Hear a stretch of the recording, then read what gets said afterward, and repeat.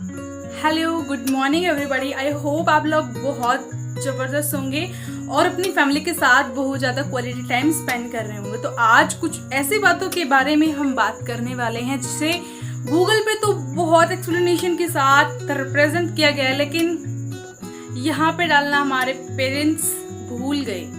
जो ये सारी इन्फॉर्मेशन है आपको गूगल पे मिल जाएगी, लेकिन फिर भी मैं इन चीज़ों पे आज क्यों डिस्कस कर रही हूँ वो आपको वीडियो की कुछ लास्ट की जो मिनट्स है उसके अंदर आपको बताऊंगी। तो विदाउट एनी फर्दर डिले अपनी वीडियो को स्टार्ट। आज किस चीज़ों के रिगार्डिंग डिस्कस करने वाले हैं वो आपको टाइटल देख के ऑब्वियसली समझ आ गया होगा। तो हमारी जो LGBTIQ जो सारी कैटेगरीज है, लेस्बियन, गे, इंटरसेक्स, बाइसेक्सुअल वगैरह, इन सारी कैटेगरीज के रिगार्डिंग मैं आपको थोड़ा सा शॉर्ट में इंफॉर्मेशन देना चाहूँगी। और इन सारी चीज़ों को शुरू करने से पहले मैं आपको बता देती हूँ कि जो ये सारी चीज़ें हैं, मतलब जो सारी कैटेगरीज हैं, इनको सेक्सुअल ओरिएंटेशंस के बेस पे जो डिवाइड किया गया है वो 3 कैटेगरीज है। फर्स्ट हमारी जो कैटेगरी बनती है वो है हेट्रोसेक्सुअल, सेकंड बाइसेक्सुअल एंड जो थर्ड एंड लास्ट कैटेगरी है वो है हमारी होमोसेक्सुअल। तो इनको थोड़ा सा मैं शॉर्ट में आपको डिफाइन कर देती हूँ ताकि आप भी कंफ्यूज ना हो। हेट्रोसेक्सुअल ओरिएंटेशंस के अंदर कौन से पर्सन आते हैं? सो जो हमारे पर्सन अदर जेंडर के लिए सेक्सुअली अट्रैक्टेड होते हैं। सो फॉर एग्जांपल अगर कोई लड़का है तो वो लड़की के लिए, और अगर कोई लड़की है तो वो लड़के के लिए जब सेक्सुअली अट्रैक्टेड होते हैं तो उस केस के अंदर ये जो सारी अट्रैक्शन है, ये जो सारे प्रोसेस है, इसको हेट्रोसेक्सुअल कैटेगरीज के अंदर हम डिवाइड करते हैं। तो सेकेंड हमारी कैटेगरी है बाइसेक्सुअल। तो बाइसेक्सुअल मतलब दोनों ही जेंडर। सो दोनों ही जेंडर मतलब अगर कोई लड़की है या कोई भी लड़का है वो सेम दोनों ही जेंडर्स के लिए सेक्सुअली अट्रैक्टेड है तो उन पर्सन्स को बाइसेक्सुअल बोलेंगे। मतलब उनके अंदर मेन के लिए एंड वुमेन के लिए सेम ही सेक्सुअल फीलिंग्स हैं। तो जो सारी कैटेगरी है इनको हम बोलेंगे बाइसेक्सुअल। तो इसके हम 2 पार्ट्स ले सकते हैं, मतलब इंटरसेक्स और क्वेयर। सॉरी अगर मैं गलत प्रोनाउंस कर रही हूँ, सो आई विल मेंशन देयर। सो जो हमारे इंटरसेक्स वाली कैटेगरी है वो बाइसेक्सुअल के अंदर आती है। वो कैसे आती है तो उसके लिए हम पहले थोड़ा सा इस चीज़ पर डिस्कस करेंगे कि जो हमारा इंटरसेक्स है वो कौन से पर्सन। बेबी का बर्थ होता है तो उस बर्थ के टाइम से बेबी की बॉडी के अंदर कुछ ऐसे चेंजेस हो, वो जेनिटल पार्ट्स के अंदर भी चेंजेस हो सकते हैं। मतलब जो वजाइना वगैरह है बेबी की, उसमें वजाइनल ओपनिंग ना हो, या पीनस वगैरह है उसमें जो एक्स्ट्रा लेयरिंग वगैरह जो उसकी ओपनिंग वगैरह प्रॉपर ना हो, वो किसी भी टाइप की प्रॉब्लम हो सकती है। तो जब ऐसी कोई भी प्रॉब्लम होती है तो जो वो बेबी है उसको हम प्रॉपर आइडेंटिफाई नहीं कर सकते कि ये लड़का है या लड़की है। तो उस टाइम डॉक्टर्स वगैरह को जो लगता है वो उस अकॉर्डिंग पेरेंट्स को बता देते हैं कि किस चीज़ के अकॉर्डिंग जो बेबी है उसकी परवरिश होनी चाहिए। तो बड़े होने के बाद टोटली वो उस पर्सन पे डिपेंड करता है कि वो मैन के लिए अट्रैक्टेड होगा या वुमेन के लिए अट्रैक्टेड होगा या दोनों के लिए अट्रैक्टेड होगा। तो जो ये हमारी कैटेगरी है ये बाइसेक्सुअल के अंदर कंटेन होती है। और जो हमारा क्वेयर बच गया उस वाली कैटेगरी के अंदर वो पर्सन होते हैं जिनको कोई कंफर्मेशन नहीं होती है कि हम कौन से जेंडर की तरफ अट्रैक्टेड हैं।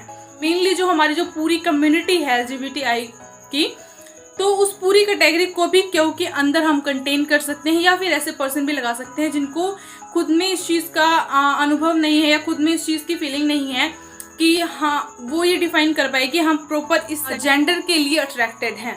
सो अपनी अदर कैटेगरी पे मूव करते हैं। सो हमारा जो थर्ड और लास्ट कैटेगरी बच गई होमोसेक्सुअल। तो होमोसेक्सुअल ओरिएंटेशंस के अंदर क्या होता है? होमो मीन्स सेम जेंडर। तो सेम जेंडर के लिए जब कोई भी पर्सन अट्रैक्टेड होता है, लाइक अगर कोई वुमेन सेम वुमेन के लिए अट्रैक्टेड है या कोई मैन सेम मैन के लिए अट्रैक्टेड है, तो दोनों ही केसेस को हम होमोसेक्सुअल ओरिएंटेशंस की कैटेगरी में डिफाइन करेंगे। सो जब कोई भी वुमेन किसी और वुमेन के लिए सेक्सुअली अट्रैक्टेड होती है तो उस वुमेन को हम लेस्बियन कहते हैं। और अगर कोई मैन सेम मैन के लिए अट्रैक्टेड है तो उनको हम गे कहते हैं। ये सारी जैसे नॉर्मली फॉरेन जो हमारी टर्म्स है वो है। नॉर्मली इंडिया के अंदर जो मैंने देखा है, मतलब अपने आसपास में नॉर्मली जो हमारे इंटरसेक्स वगैरह होते हैं उनको हम गे बोलते हैं। तो जो सारी कैटेगरी है बेसिकली हम उनको गे वगैरह कह के बोलते हैं।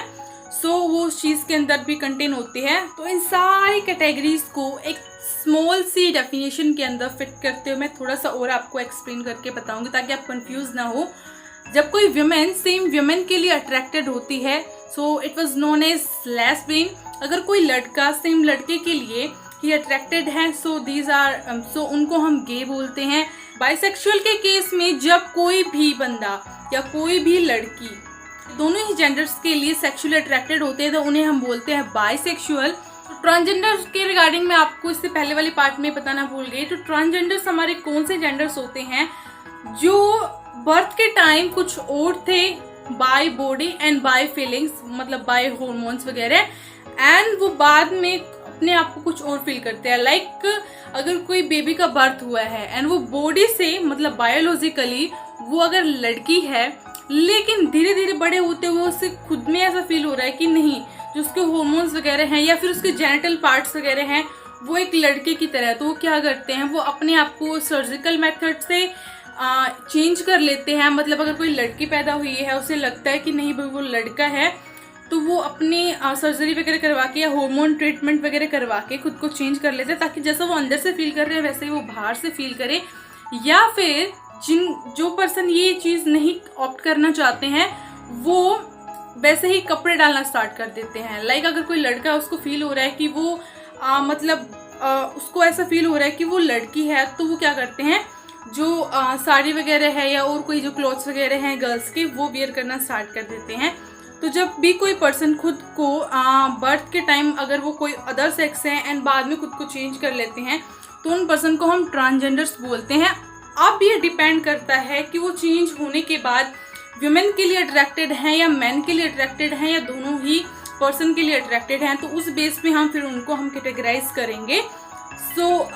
अगला जो हमारी कैटेगरी है आई मतलब इंटरसेक्स। इंटरसेक्स के अंदर क्या होता है कि बर्थ के टाइम से हम प्रॉपरली आइडेंटिफाई नहीं कर सकते कि जो बेबी है वो लड़का है या लड़की है। सो उनके जेनिटल पार्ट्स में कुछ प्रॉब्लम वगैरह हो सकती है, लाइक वजाइना भी है एंड पेनिस वगैरह भी है, लेकिन पूरी मैच्योर कंडीशन के अंदर नहीं है। सो वो उन्हें बोलते हैं हम इंटरसेक्स। जो हमारी लास्ट क्वेश्चन वाली मतलब जो हमारी कैटेगरी बच गई, क्वेर वाली कैटेगरी, इसके अंदर जो पूरी कम्युनिटी है उसको हम आइडेंटिफाई करते हैं। सो आई होप जो ये चीज़ें हैं ये आपको अच्छे से समझ आ गई होंगी। फिर भी अगर आपको कोई डाउट रहता है तो आप एक बार वीडियो को दोबारा से रिवर्स करके देख सकते हो।